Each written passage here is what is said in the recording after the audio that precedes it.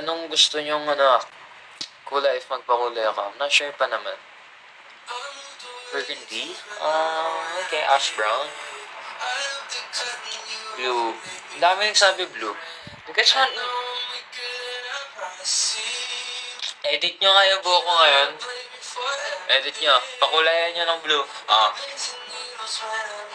Hindi kasi maayos yung buhok ko eh.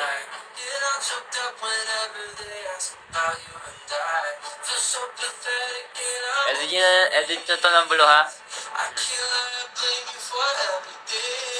Ano ba pwede ko?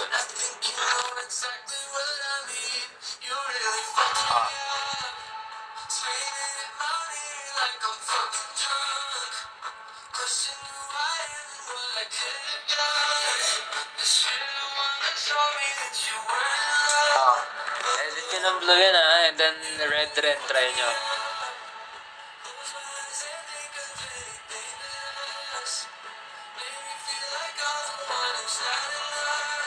Yes, bagay sa'yo.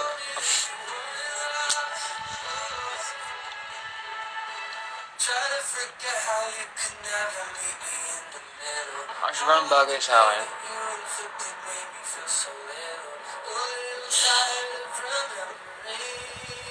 Yeah, I tried blue na. Mahogany, bro. What? What do you mean mahogany? What? Green? No, I'm not gonna try green, guys. Naging green yung buhok ko dati dahil nag-blow ko. Nag-fade siya, so naging kulay green. Dark blue. Oreo? What? What do you mean white, black? Nah. Ano nga mas bagay sa akin?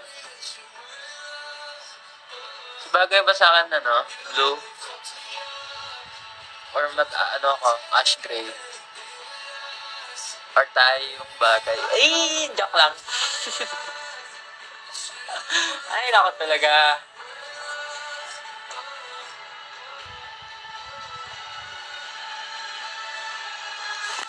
Bawal yun eh. Bawal yun eh. Ba't gumaganon?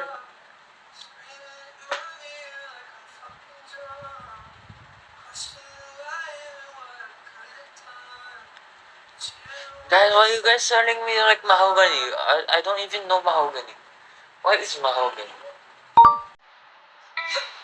But it sounds familiar, guys. Mahogany? Red wine? Red wine. Transparent. Skinhead na lang ako, guys. Gusto nyo?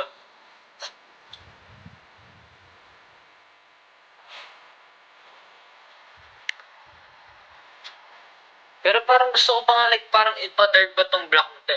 Kasi yung black na black. Because like parang hindi siya hindi siya fade na siya. White po ba kasi ako, Jiro? I don't want white kasi like super sakit sa ulo nun. Super.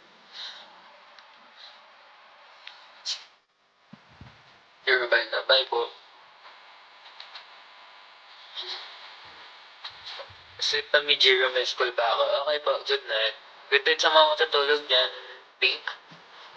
Pink, I wanna try that too, actually. Lucky era hair, Jiro. Blonde na...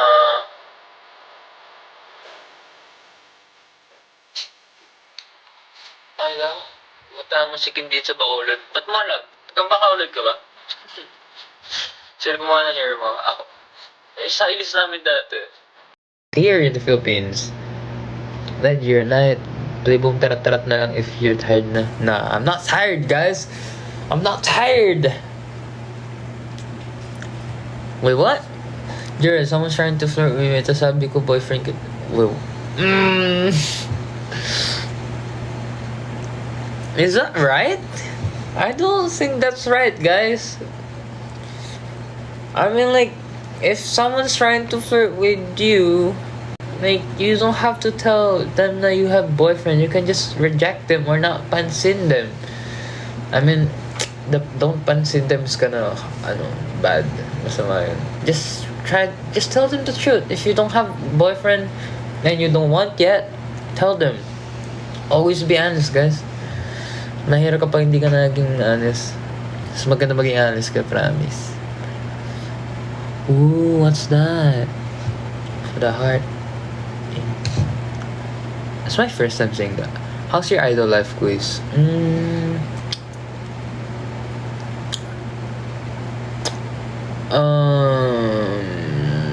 All I can say is hard. It's really hard.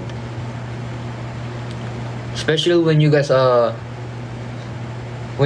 not debuted yet.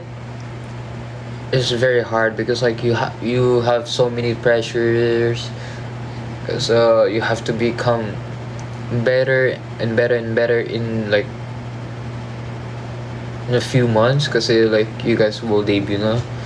Like that's the hardest part sa amin kasi like ilang months lang, not even a half year ata, hindi pa kami after na manalo sa Dreammaker, not even half ng year kami nag-training pero debut ka agad. I'm not sure but yeah, daming pressure nun kasi you need to improve talaga ng malala kaagad. So for me, that's the hardest part. Yung getting ready to debut. Kasi there's a chance na you guys are not, like parang not sure pa mag-debut. I don't know. Kaya ayun, that's the hardest part for me. And right now, it's still hard. But it's not like the improving as an idol na. I mean, we're still improving as an idol right now, pero yung mahirap ngayon is iba. It's different. Thank you for the teddy bear. Iba yung nag-lost weight ba kayo dun sa Korea? Super! Actually, no. Hindi pala ako nag-lose weight dun. Nadagdagan yung weight ko dun, guys, actually, kasi lumaki rin ako. Yung weight ko sa Dreammaker, it's 52. Pero nung pumunta ako sa Korea, nag 55. Pinakamataas ko sa Korea is 58. So after ko malaman yung weight ko noon, nag-diet kagad ako and then umabot kagad ako ng 55. Tapos nung concert, I'm 52 na. So yun. Ngayon, I think I'm stable 53. Yeah.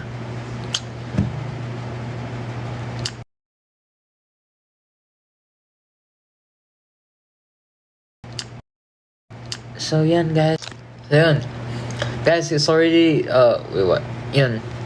It's already 12:21. So papaalam na ako and yung may mga pasok pa dyan, guys. Matulog na kayo kasi anong oras na wag na kayo magpuyat. Maaga pa kayo gigising bukas. Okay? So yan. Good night and thank you for spending time with me, guys. I love you all.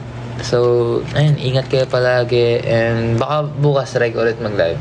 Love you. Bye-bye. Peace.